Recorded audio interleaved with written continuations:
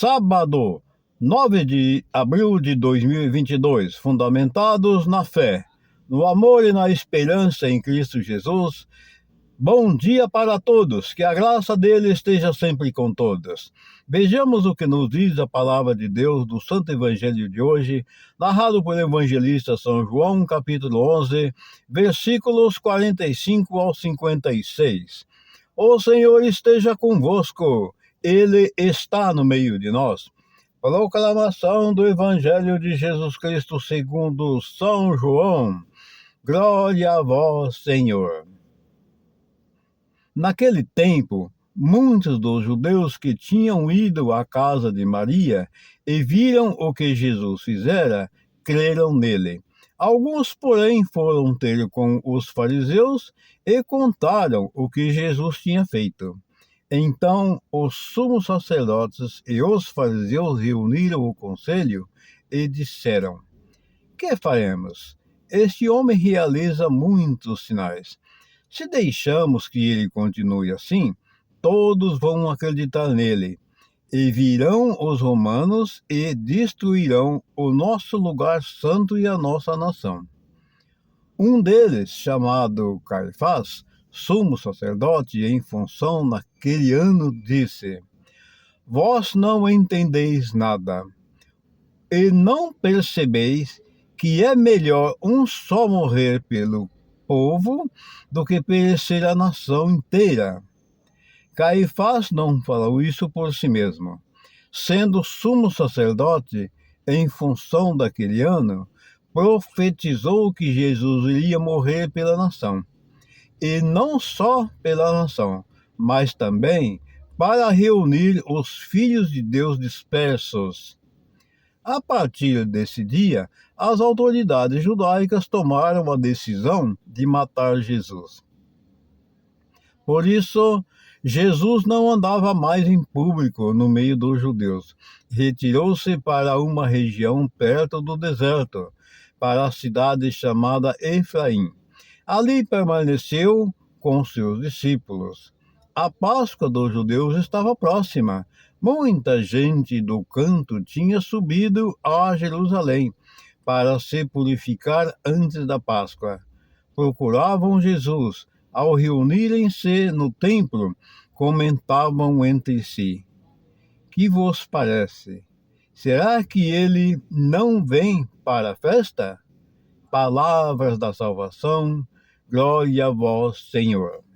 Que essas santas palavras perdoem nossos pecados, iluminando nossas vidas e nos guarde para a vida eterna. Amém. Caríssimos, hoje, sábado, é o último dia da Semana das Dores, a chamada Semana das Dores. E amanhã, domingo, se inicia a Semana Santa. Tempo de conversão, temos aí mais uma semana para que nós procuramos nos converter, para que nós procuramos, como se diz, reatar nossas amizades com quem nós temos problemas, pedir perdão, perdoar, enfim, se reconciliar com quem quer que seja que, por uma razão ou por outra, a gente acabou ofendendo o irmão. Nós vimos aqui no relato da palavra de hoje que Jesus fez tantos milagres, tantos. E aí os sumos sacerdotes e doutores da lei daquele lugar, o que preferiram fazer? Começaram a ter ideia de matá-lo. Mas havia aquele homem ali, o Caifás, que era um sumo sacerdote, que estava exercendo a sua, como se diz, a sua atividade naquele ano. E ele profetizou que era melhor que um morresse pela nação, ou seja, que morresse por todos, um só, do que toda a nação perecer. Bem, como diz a própria palavra, não foi por si que Caifás profetizou algo. Certamente ele teve uma iluminação do Espírito Santo para profetizar algo tão verdadeiro. Jesus, ele foi morto, depois ele foi preso, foi flagelado, até chegar à sua morte. Ele morreu por todos, essa é a grande verdade. Ele morreu por todos nós. ele pagou um preço altíssimo pelos nossos pecados.